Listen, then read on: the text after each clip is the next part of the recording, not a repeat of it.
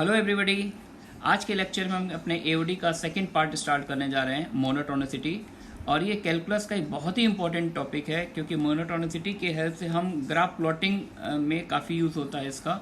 कि हम किसी फंक्शन का ग्राफ प्लॉट करना चाहते हैं तो हम ये देखते हैं कि फंक्शन का ग्राफ किस इंटरवल में इंक्रीज कर रहा है, किस इंटरवल में डिक्रीज कर रहा है।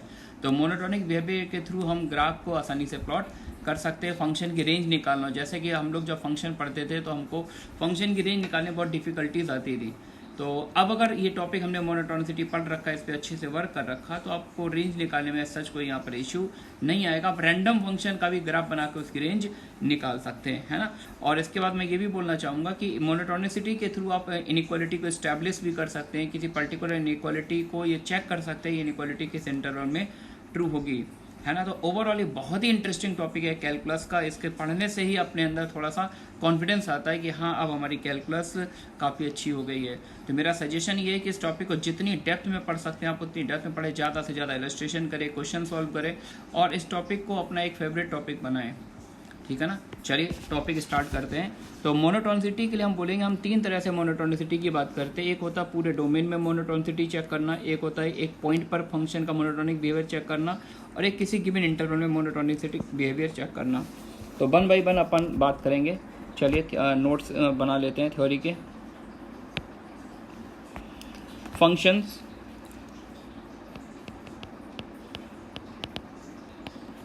functions are said to be monotonic. Functions are said to be monotonic if they are either increasing or decreasing in their entire domain, है ना। हम उन फंक्शंस को मोनोटोनिक बोलते हैं जिनका अगर आप पूरी डोमेन में या तो इंक्रीज कर रहा हो या फिर पूरी डोमेन में डिक्रीज कर रहा हो। फॉर एग्जांपल कुछ मैं एग्जांपल ले रहा हूँ, e to the power x, है ना। ग्राफ देखा होगा आप लोगों ने, ln x, एक्स क्यू, है ना, एक्स क्यू ले लिया, x plus 1 and tan inverse x etcetera. तो ये जितने भी ग्राफ हैं, आई होप इन सभी ग्राफ से फैमिलियर भी होंगे आप। ये सारे के सारे ग्राफ कैसे होते हैं, मोनोटोनिक इंक्रीज, पूरे डोमेन में इनका ग्राफ इंक्रीज करता है। रफली बना भी देते हैं। ई पावर एक्स का ग्राफ ये होता है ना। एल एन एक्स का ग्राफ जानते ही आप लोग, ये एल एन एक्स का ग्राफ आ गया, this graph of Y equal to L N X. X cube का ग्राफ कुछ इस तरह से आता है, ये भी पूरे डोमेन में इंक्रीजिंग फंक्शन है। Y equal to X plus 1, X को 0 डालेंगे, वाई कोऑर्डिनेट 1 आएगा, वाई को 0 डालेंगे, एक्स कोऑर्डिनेट -1, पॉजिटिव स्लोप की लाइन है, इंक्रीजिंग फंक्शन। और tan इनवर्स एक्स के ग्राफ से आप यूज टू हैं, tan इनवर्स एक्स का ग्राफ, tan एक्स के ग्राफ का रिफ्लेक्शन। ये सारे ग्राफ कैसे हैं, इंक्रीजिंग फंक्शन, पूरे डोमेन में ग्राफ इंक्रीज करता है। इंक्रीजिंग का मतलब आगे जाएंगे तो बड़ी वैल्यू मिलेगी, पीछे हटेंगे तो छोटी वैल्यू मिलेगी, है ना। तो ये कौन से फंक्शन है जिनका ग्राफ पूरे डोमेन में इंक्रीज कर रहा है ना। अब हम बात करने जा रहे हैं कि उन फंक्शन के एग्जाम्पल की जिनका ग्राफ डोमेन में डिक्रीज करता है, डिक्रीजिंग फंक्शन। जैसे e raise to the power -x ले लें, है ना। log x का ग्राफ बनाए लेकिन बेस 1 से छोटा ले लें, 1/2 बेस पर ले लिया, -x क्यू का ग्राफ ले लिया, निगेटिव स्लोप की लाइन ले ली, 3 - 5x, कुछ भी ले लें, cot इनवर्स x का ग्राफ ले लिया। ये सभी कैसे फंक्शन होते हैं, डिक्रीजिंग फंक्शन। रफली ग्राफ भी बना देते हैं। e पावर x का ग्राफ आपने देखा ही था, तो e रेस पर -x का ग्राफ, समथिंग लाइक दैट, ये e पावर -x का ग्राफ होता है। log x का ग्राफ फ्रैक्शनल बेस पर बनाया जाए तो कुछ इस तरह का ग्राफ आता है, 1,0 पॉइंट होता है। -x क्यू का ग्राफ, x क्यू का ग्राफ आपने देखा था, ये रहा ऊपर। इसी ग्राफ का y एक्सिस से x एक्सिस से रिफ्लेक्शन ले लिया जाए तो ये आपके पास किसका ग्राफ आ जाएगा, -x क्यू का ग्राफ आ जाएगा। जैसे graph of -x Q, 3 - 5x, x को 0 डालो, y कोऑर्डिनेट 3 आ गया, और एक बार y को 0 डालो, x कोऑर्डिनेट क्या आएगा, 3/5। ये कुछ इस तरह की नेगेटिव स्लोप की लाइन है, डिक्रीजिंग फंक्शन। अब कॉट इनवर्स एक्स के ग्राफ से यूज टू होंगे आप लोग। कॉट इनवर्स एक्स का ग्राफ जो होता है कुछ इस तरह का आता है। तो ये जो सेकंड पार्ट में मैंने ये जो जितने भी ग्राफ बने, ये सारे के सारे ग्राफ कौन से फंक्शन है, डिक्रीजिंग फंक्शन। क्योंकि जैसे जैसे आगे बढ़ रहे हैं इनकी हाइट कम होती जा रही है, आगे जाएंगे तो छोटी वैल्यू जाएगी, पीछे जाएंगे तो बड़ी वैल्यू मिलेगी। तो ये वो ग्राफ है जिनका ये वो फंक्शन है जिनका ग्राफ पूरे डोमेन में डिक्रीज कर रहा है, ठीक है ना। तो ऐसे फंक्शन को हम लोग क्या बोलते हैं, मोनोटॉनिक। मोनोटॉनिक का मतलब है एक डायरेक्शन में जाना चाहिए, अगर वैल्यू बढ़ रही तो कंटिन्यूस बढ़ती रहे, वैल्यू कम हो रही तो कंटिन्यूस वैल्यू कम होती रहे, ठीक है ना। तो ऐसे फंक्शन को हम लोग क्या करते हैं, मोनोटॉनिक बिहेवियर। मोनोटॉनिक मतलब होता है एक जैसा बिहेवियर होना चाहिए, इंक्रीज कर रहा तो लगातार इंक्रीज करता रहे, और फंक्शन डिक्रीज कर रहा तो लगातार डिक्रीज करता रहे, समझ गए क्या। लेकिन कुछ ऐसे फंक्शंस भी होते हैं जिनका अगर आप कुछ इंटरवल में इंक्रीज करता है तो कुछ दूसरे इंटरवल में डिक्रीज भी करता है। अगर इंक्रीजिंग और डिक्रीजिंग दोनों ही बिहेवियर एक फंक्शन शो करता है तो ऐसे फंक्शन हम लोग क्या बोलते हैं, नॉन मोनोटॉनिक। तो functions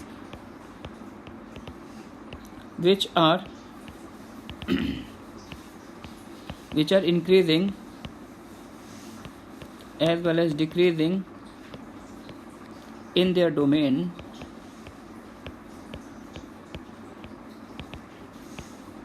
are known as non-monotonic function, non-monotonic functions, है ना। अच्छा, अब कुछ ऐसे एग्जांपल दे दीजिए जिनके ग्राफ डोमेन में इंक्रीज भी करते हो और डिक्रीज भी करते हो, नॉन मोनोटॉनिक हो।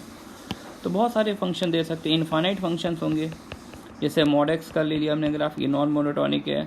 टिग्नोमेट्री में जितने पीरियोडिक फंक्शन है सारे नॉन मोनोटॉनिक होते हैं, साइन एक्स हो गया, कोई भी क्वाड्रेटिक फंक्शन ले ले, A X square plus B X plus C, ये भी कैसा हो गया, नॉन मोनोटॉनिक हो गया। सिग्नम एक्स कैसा फंक्शन है, नॉन मोनोटॉनिक है ना।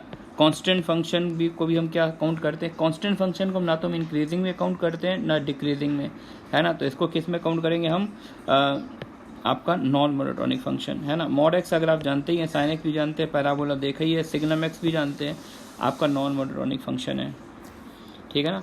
अब इसके बाद हम बात करने जा रहे हैं कि एक पॉइंट पर, ये हमने बात की पूरे डोमेन में मोनोटॉनिसिटी की, अब बात करने जा रहे हैं एक पॉइंट पर मोनोटॉनिसिटी की डेफिनेशन क्या है। monotonicity of a function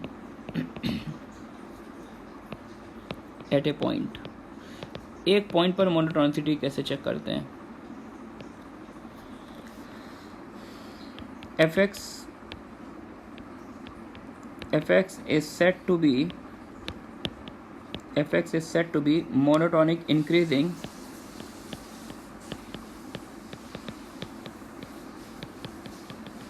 at x equals to a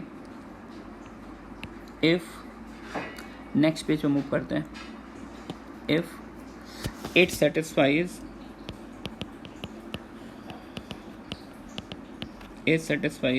function को मोनोटॉनिक इंक्रीजिंग तब बोलते हैं जब जस्ट आगे जाएं तो बड़ी वैल्यू आ जाए और पीछे जाएं तो छोटी वैल्यू। जैसे ये ले लिया मैंने ए के जस्ट आगे पॉइंट कौन सा होता है, ए प्लस एच, तो ए के आगे गए, जस्ट आगे गए, बड़ी वैल्यू आ गई, ए के जस्ट पीछे गए, छोटी वैल्यू आ गई, है ना। तो मोनोटॉनिक इंक्रीजिंग तब बोलेंगे जब जस्ट आगे F of A plus H पर हाइट निकालें वो ए वाली हाइट से बड़ी हो, और ए के जस्ट पीछे जाएं तो ये वाली हाइट एफ ऑफ ए वाली हाइट से छोटी हो। जस्ट आगे बड़ी वैल्यू, जस्ट पीछे छोटी वैल्यू, आगे जाएं बड़ी वैल्यू मिले, पीछे आए छोटी वैल्यू मिले, तो हम बोलेंगे फंक्शन का ग्राफ उस पॉइंट पर इंक्रीज कर रहा है, ठीक है ना।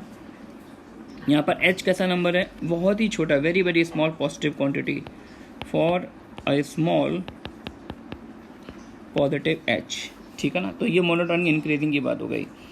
एंड फॉर मोनोटॉनिक डिक्रीजिंग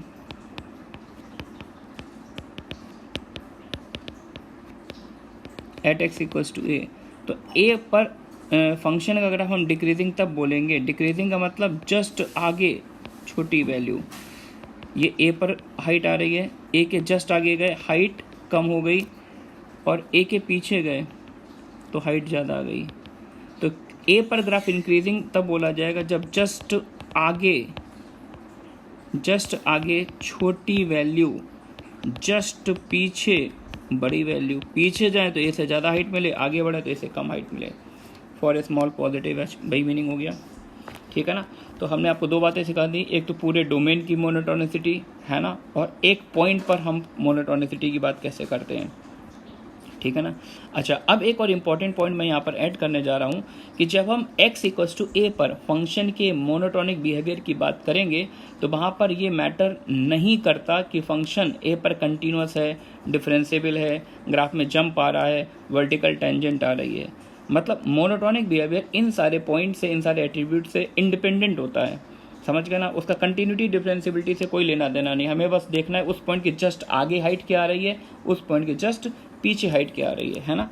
तो ये भी एक इम्पॉर्टेंट पॉइंट है, इसको नोट कर लेते हैं। Note monotonicity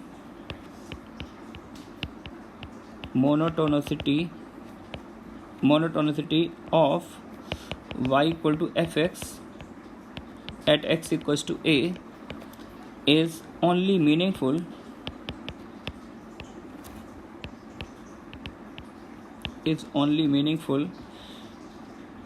if x equals to a lies in the domain of the function। मतलब किसी पॉइंट पर मोनोटोनिसिटी की बात हम तभी करेंगे जब वो पॉइंट जो है फंक्शन की डोमेन में लाई कर रहा हो, उस पॉइंट पर फंक्शन डिफाइंड होना चाहिए, है ना। Without any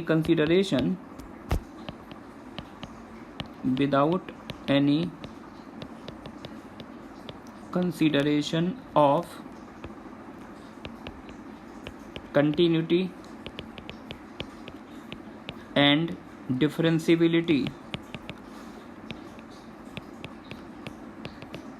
without any consideration of continuity and differentiability of fx at x equals to a। मतलब उस पॉइंट पर कंटिन्यूटी डिफरेंशिएबिलिटी से हमें कोई लेना देना नहीं है, बस हमें क्या देखना है कि जिस पॉइंट पर हम मोनोटोनिसिटी की बात करें, सबसे इंपॉर्टेंट वो पॉइंट फंक्शन की डोमेन में होना चाहिए। This is very very important line, कि वो पॉइंट फंक्शन की डोमेन में होना चाहिए और वहाँ पर मुझे कंटिन्यूटी डिफरेंशिएबिलिटी से कोई मीनिंग नहीं है। ग्राफ में जंप है, गैप है, इससे कोई लेना देना नहीं है। आ रही बात बच्चों समझ में? चलिए अब मैं इन पॉइंट्स को एक्सप्लेन करने के लिए कुछ ग्राफ बनाने जा रहा हूँ और उन ग्राफ को देखकर आपको बताना है कि फंक्शन इंक्रीजिंग है, डिक्रीजिंग है या फिर नॉन मोनोटोनिक है वहाँ पर, है ना। तो कुछ ग्राफ मैं बना रहा हूँ, सिचुएशंस ले रहा हूँ, क्या क्या हो सकता है x इक्वल्स टू a पर फंक्शन के ग्राफ में। ये एक तरह का सीन हो सकता है।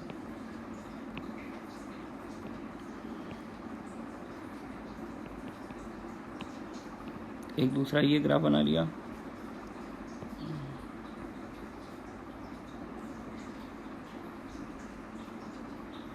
एक डॉट लगा दिया, ये हॉलो सर्कल है। ये भी सिचुएशन आ सकती है ना। चलिए नेक्स्ट पेज पे मूव करते हैं।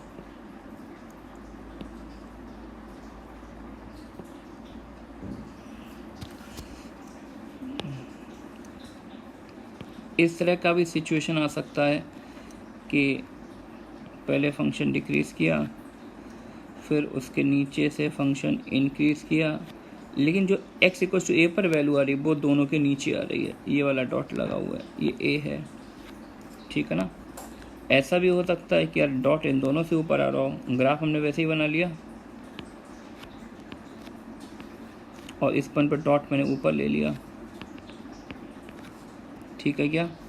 और ऐसा भी हो सकता है कि डॉट को हम किसी भी होलो सर्कल में भी यूज़ कर सकते हैं। मतलब अपने आप ऐसे ही कुछ भी बना रहा हूँ मैं, ऐसा नहीं कि एक परफेक्ट प्लानिंग के थ्रू चल रहा हूँ। बस ये सिचुएशन पर बात करूँगा, कहाँ पर फंक्शन इंक्रीज़ कर रहा है और कहाँ पर फंक्शन डिक्रीज़ कर रहा है।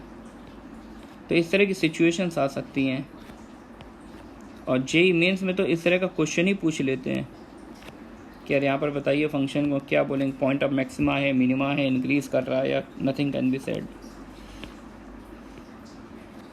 एक और केस ले लिया मैंने, सपोज दैट कि x इक्वल्स टू a पर ग्राफ में एक वर्टिकल टेंजेंट आ रही है। ये वाला ले लिया case, vertical tangent at x equals to a, है ना।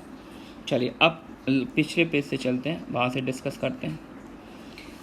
तो अब देखिए ज़रा इस फंक्शन में, देखिए पहले वाले फिगर, ये फर्स्ट फिगर है, सेकेंड फिगर, थर्ड फिगर, है ना।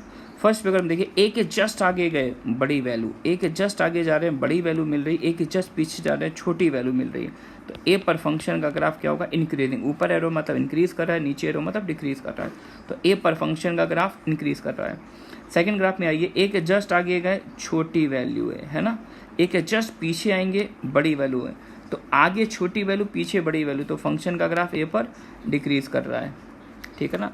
थर्ड ग्राफ में आइए, यहाँ पर एक डॉट लगा हुआ है, तो ए के जस्ट आगे जाएंगे बड़ी वैल्यू, ए के जस्ट आगे जाओगे तो बड़ी वैल्यू मिले, बड़ी वैल्यू मतलब ए से बड़ी, जो ए पर हाइट आ रही है उससे बड़ी वैल्यू मिलेगी, और ए के जस्ट पीछे जाएंगे तो छोटी वैल्यू मिलेगी। तो आगे बड़ी वैल्यू, पीछे छोटी वैल्यू, यानी फंक्शन का ग्राफ इंक्रीज कर रहा है। ठीक है बच्चों, तो यहाँ पर देखिए ग्राफ में जंप आ रहा है। तो जैसा मैंने आपको नोट ऊपर लिखाया हुआ है कि जब हम x इक्वल्स टू ए पर किसी पॉइंट पर मोनोटोनिसिटी की बात करते हैं तो वहाँ पर ये मैटर नहीं करता है कि ग्राफ कंटिन्यूस है, डिफरेंशिएबल है, जंप है, गैप है, वर्टिकल टेंजेंट है। हमें एक बेसिक थ्योरी जो मैंने आपको बताई, जस्ट आगे देखना होता है, जस्ट पीछे, उसके बेसिस पर हम इंक्रीज डिक्रीज डिसाइड कर लेते हैं एक पर्टिकुलर पॉइंट पर।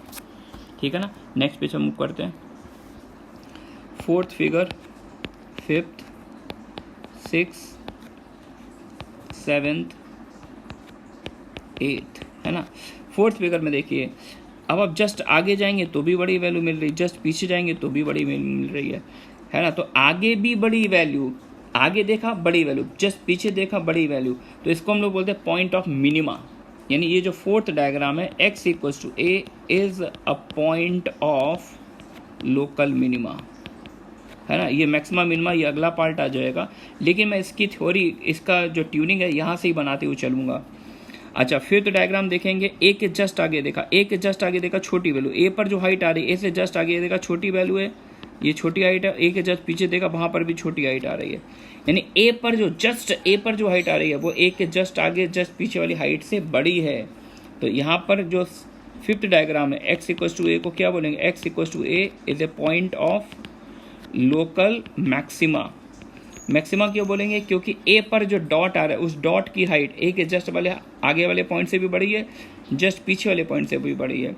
जस्ट आगे भी छोटी वैल्यू, जस्ट पीछे भी छोटी वैल्यू, यानी ए पर हाइट आस पड़ोस से ज़्यादा है, तो ए को क्या बोलेंगे, मैक्सिमा। फोर्थ डायग्राम में क्या था, ए पर जस्ट, ए पर जो डॉट की हाइट आ रही थी वो आगे से भी छोटी थी, पीछे से भी छोटी थी, तो ए को क्या बोला था, मिनिमा। चलिए सिक्स्थ डायग्राम में चलते हैं। ए पर जो हाइट आ रही, आगे देखेंगे तो बड़ी वैल्यू, आगे बड़ी और पीछे भी बड़ी, तो यहाँ पर भी क्या मिलेगा, point of local minima, point of local minima. कौन सा पॉइंट है, एक्स इक्वल्स टू ए है। ठीक है ना। सेवेंथ ग्राफ देखिए, सेवेंथ ग्राफ देखेंगे तो जस्ट आगे गए छोटी वैल्यू, जस्ट पीछे गए बड़ी वैल्यू, आगे छोटी है पीछे बड़ी है, तो डिक्रीज कर रहा है फंक्शन, मोनोटोनिकली डिक्रीज कर रहा है। अच्छा, यहाँ पर सेवेंथ एट्थ ग्राफ में ए पर वर्टिकल टेंजेंट आ रही, मुझे उससे मतलब है वर्टिकल टेंजेंट मतलब फंक्शन डिफरेंशिएबल नहीं है, डेरिवेटिव इन्फिनिटी को टेंड करेगा या माइनस इन्फिनिटी को टेंड करेगा, जो भी कुछ हो। यहाँ पर ग्राफ के अकॉर्डिंग तो दिख रहा है इन्फिनिटी को टेंड कर रहा है। चलिए यहाँ से हम ये देखेंगे कि जस्ट आगे जाओगे तो बड़ी हाइट ए से जस्ट बड़ी और जस्ट पीछे ए से जस्ट छोटी, तो मैं तो बोलूँगा कि फंक्शन का ग्राफ यहाँ पर इंक्रीज कर रहा है। ठीक है बच्चों, चलिए अब हम बात करने जा रहे हैं कि हम किसी इंटरवल में मोनोटोनिसिटी कैसे चेक करते हैं। Monotonicity of a function, monotonicity of a function in an interval.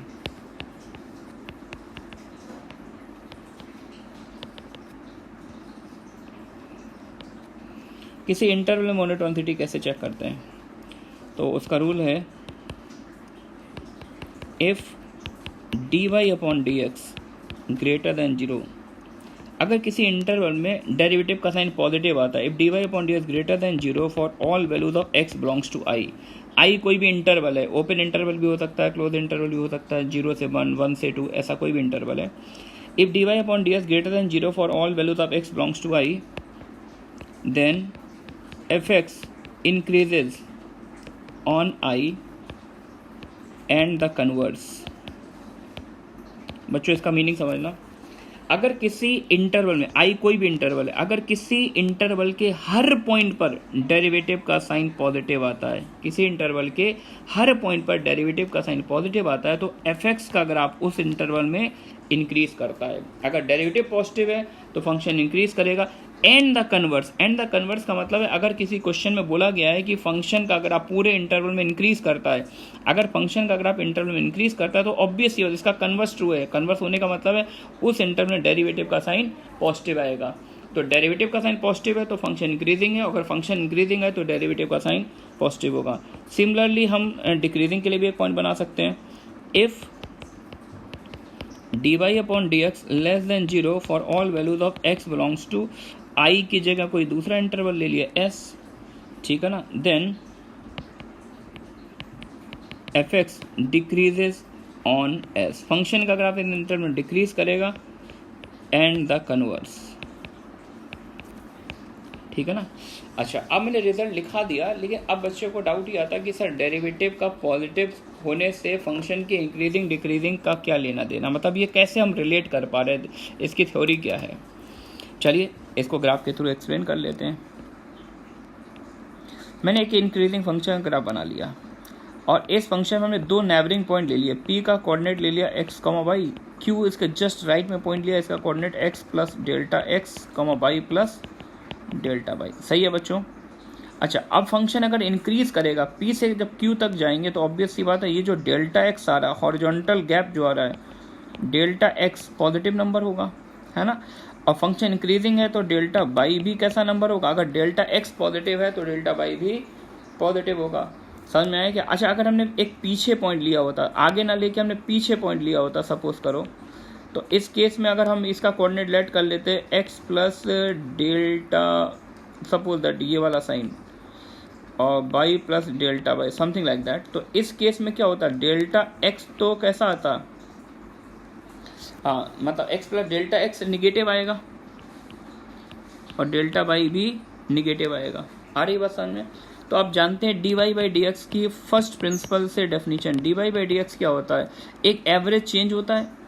dy by D x हम लोगों ने जब पढ़ा था फंडामेंटल डेफिनेशन ऑफ डेरिवेटिव, क्या होती थी, यही होती है ना कि आप पहले क्या करिए, एवरेज चेंज निकाल लीजिए, delta Y upon delta X क्या होता है, एवरेज चेंज, और इसी एवरेज चेंज की जो लिमिटिंग वैल्यू होती है when delta X approaches to 0, इसी को हम लोग क्या बोलते हैं, D Y by D X. अब देखिए डेल्टा वाई और डेल्टा एक्स ये भी पॉजिटिव नंबर है, ये भी पॉजिटिव नंबर, तो पॉजिटिव और पॉजिटिव, तो इसका मतलब ये साइन भी कैसा आएगा, पॉजिटिव, या तो दोनों पॉजिटिव होंगे या फिर इस वाले केस में देखिए इसमें दोनों नेगेटिव नंबर आ जाएंगे, तो उस केस में D Y by D X का साइन बच्चों कैसा आ जाएगा, पॉजिटिव। लेकिन अगर हमने एक डिक्रीजिंग फंक्शन का ग्राफ लिया होता, तो जैसे पी ए ले लेते x, y और ये q ले लेते x plus delta x, y plus delta y, तो इस केस में डिक्रीजिंग फंक्शन के केस में नोटिस करिएगा डेल्टा x जब आगे बढ़ेंगे तो x कोऑर्डिनेट तो बढ़ जाएगा लेकिन उसकी हाइट कम हो जाएगी, डेल्टा x पॉजिटिव होगा लेकिन डेल्टा y निगेटिव होगा। अब डेल्टा x और एक पॉजिटिव है एक नेगेटिव, तो उस केस में D Y by D X का जो साइन आएगा वो साइन कैसा हो जाएगा,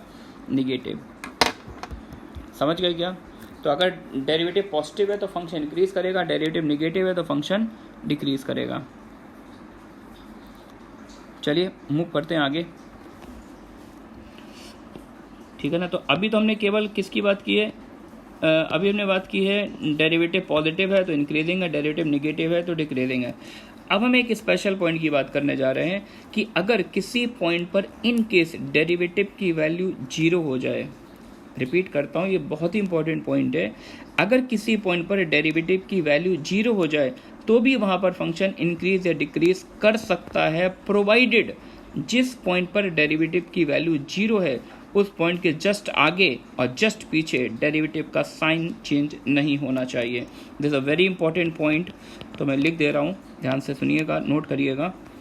if D Y upon D X, if dy upon dx becomes 0 at some point x equals to a of the interval, then also function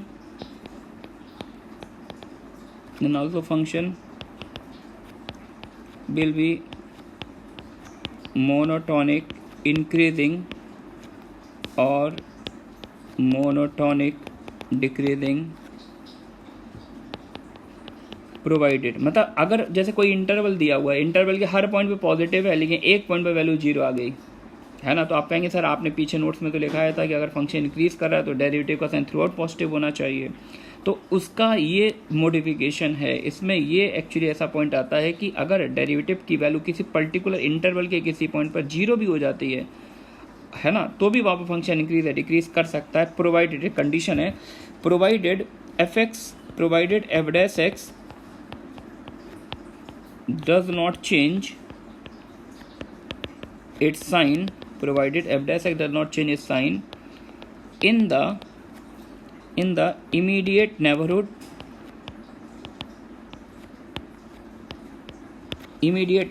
NBD means neighborhood of the point x equals to a, मतलब x equals to ए पर derivative zero हो रहा है, तो x equals to ए के just आगे derivative का sign देखो, x इक्वल्स टू ए के जस्ट पीछे साइन देखो, तो साइन चेंज नहीं होना चाहिए, ठीक है ना। एक एग्जांपल ले लेते, तो एक आइडियल एग्जांपल मैंने ले लिया, F X equals to X cube, F X equals to X cube. Graph देखा होगा आप लोगों ने एक्स क्यू का, एक्स क्यू अगर आपको जिस तरह का आता है ना, ये ग्राफ होता है।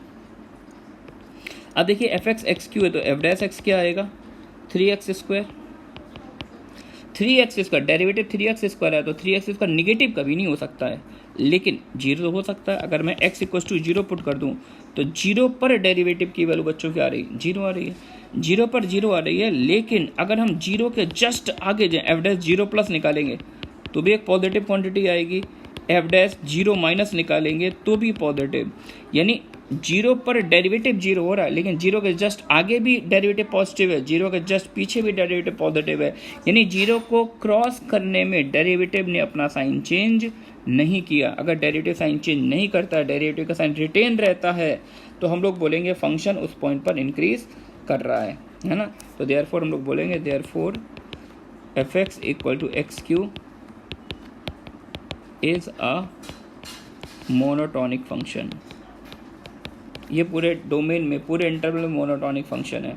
अच्छा, एक इंटरेस्टिंग बात ये है कि अगर हम जीरो पर, ये जो फंक्शन है F X equals to X, zero पर इसकी टेंजेंट की बात करें, तो जीरो पर इसकी टेंजेंट क्या आ जाएगी, एक्स एक्सिस, क्योंकि एक्स जीरो है तो वाई कोऑर्डिनेट भी जीरो हो जाएगा, एक्स को जीरो डालो वाई जीरो, और स्लोप देख लो, स्लोप भी क्या आ रहा है, zero.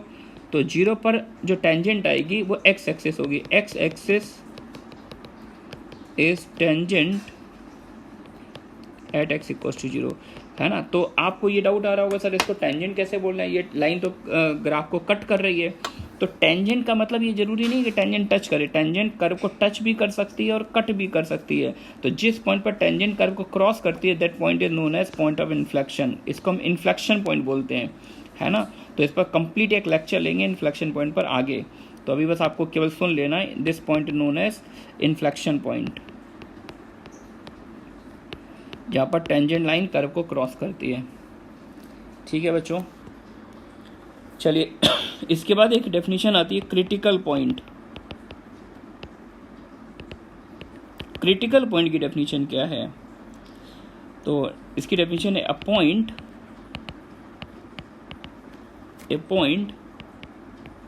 In the domain, A point in the domain of the function, a point in the domain of the function where dy upon dx equals to 0, और या तो डेरिवेटिव जीरो हो या फिर डेरिवेटिव डज नॉट एग्जिस्ट हो, है ना। अ point in the domain, ये लाइन बहुत इंपॉर्टेंट है, पॉइंट इन द डोमेन मतलब क्रिटिकल पॉइंट। हम किसी पॉइंट को क्रिटिकल पॉइंट तभी बोलेंगे जब वो पॉइंट फंक्शन की डोमेन में इंक्लूड हो, वहाँ पर फंक्शन डिफाइंड होना चाहिए, बहुत ही इंपॉर्टेंट है। वहाँ पर फंक्शन डिफाइंड हो और डेरिवेटिव की वैल्यू या तो जीरो आ रही हो या फिर डेरिवेटिव डज नॉट एग्जिस्ट हो, है ना। अब जरा सोचना यार कि अगर फंक्शन किसी पॉइंट पर डिफाइंड है और डेरिवेटिव जीरो है या फिर डेरिवेटिव डज नॉट एग्जिस्ट है, तो डेरिवेटिव डज नॉट एग्जिस्ट के पीछे रीजन क्या हो सकते हैं, क्या क्या रीजन हो सकता है फंक्शन का डेरिवेटिव एग्जिस्ट ना करे। ड्यू टू बहुत सारे रीजन हो सकते हैं, डिसकंटिन्यूटी हो सकता है,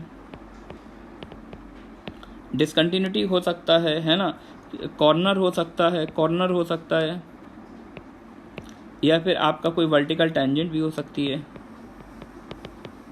मतलब फंक्शन वहाँ पर डिफाइंड है लेकिन डेरिवेटिव एग्जिस्ट नहीं करता, तो हो सकता है डिसकंटिन्यूअस होगा, डिसकंटिन्यूअस तो डेरिवेटिव एग्जिस्ट नहीं करे, कॉर्नर पॉइंट आ रहा होगा तो भी फंक्शन डिफरेंशिएबल नहीं होता, या फिर वर्टिकल टेंजेंट आ रही है तो भी फंक्शन वहाँ पर डिफरेंशिएबल नहीं होता, etcetera are known as critical point.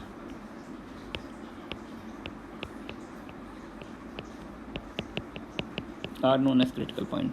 तो क्रिटिकल पॉइंट में बहुत इंपॉर्टेंट बात है कि हम उसी पॉइंट को क्रिटिकल पॉइंट बोलेंगे जो फंक्शन की डोमेन में हो, वेरी इंपॉर्टेंट पॉइंट, और डोमेन में है और वहाँ पर डेरिवेटिव की वैल्यू या तो 0 हो या फिर डेरिवेटिव डज नॉट एग्जिस्ट हो। तो ऐसे पॉइंट को क्या बोलते हैं? क्रिटिकल पॉइंट, है ना। क्रिटिकल पॉइंट के बाद एक डेफिनेशन और आती है, स्टेशनरी पॉइंट। स्टेशनरी पॉइंट, तो इसकी डेफिनेशन है अ पॉइंट, मतलब एक छोटा सा चेंज है, मतलब एक ऐसा पॉइंट जो फंक्शन की डोमेन में हो जहाँ पर डेरिवेटिव की वैल्यू 0 हो, है ना। केवल एक ही कंडीशन ली गई, डेरिवेटिव की वैल्यू 0 हो। A point in the domain of the function, a point in the domain of the function where dy upon dx equals to 0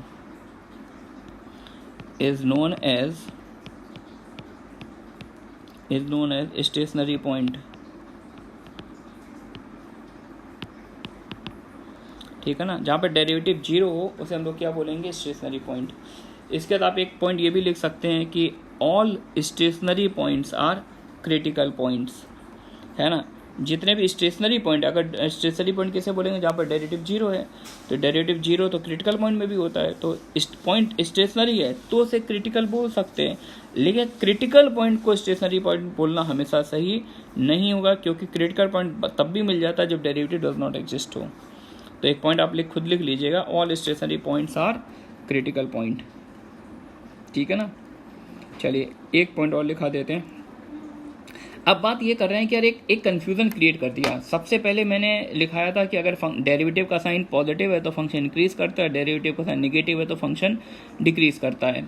फिर मैंने एक पॉइंट टेंशन वाला लिखा दिया है कि अगर डेरिवेटिव की वैल्यू किसी पॉइंट पर 0 भी होती है और जस्ट आगे जस्ट पीछे डेरिवेटिव का साइन चेंज नहीं होता है तो भी फंक्शन वहाँ पे इंक्रीज या डिक्रीज कर सकता है। क्वेश्चन ये है कि बच्चा पूछता है ये सर सपोज दैट कि एक फंक्शन मेरे को दे दिया गया lambda plus 2 times sine x minus lambda cos x. मैं चाहता हूँ इस फंक्शन का पूरी नंबर लाइन में इंक्रीज करे, लैम्डा की रेंज बताइए। मतलब लैम्डा को अटैच करके एक फंक्शन बना लिया और बोल दिया फंक्शन इंक्रीजिंग है, पूरी नंबर लाइन पे लैम्डा की रेंज बताइए। तो इस केस में मुझे इक्वालिटी, क्योंकि अब फंक्शन इंक्रीजिंग है तो डेरिवेटिव पॉजिटिव होना चाहिए, लेकिन हमने जस्ट पढ़ा था डेरिवेटिव 0 लेने पर ही फंक्शन इंक्रीज या डिक्रीज कर सकता है। तो बच्चे का डाउट ये आता है कि सर यहाँ पे इक्वालिटी लगा के चलना चाहिए या बिना इक्वालिटी लगा के चले, है ना। तो उसके लिए मैं एक फाइनल लाइन लिखा दे रहा हूँ जिसका हम क्वेश्चन में यूज़ करेंगे। Important note,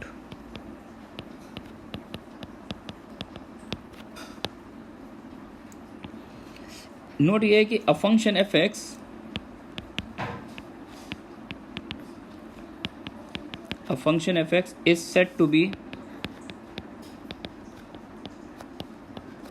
is said to be monotonically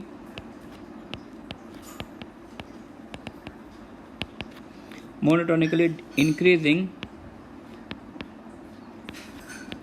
on some interval I if dy upon dx greater than equals to 0 for all values of x belongs to I। मतलब function को हम किसी इंटरवल में monotonically increasing बोलेंगे if derivative का sign कैसा हो? Greater than equal to 0 for all values of x belongs to I, where the equality में होल्ड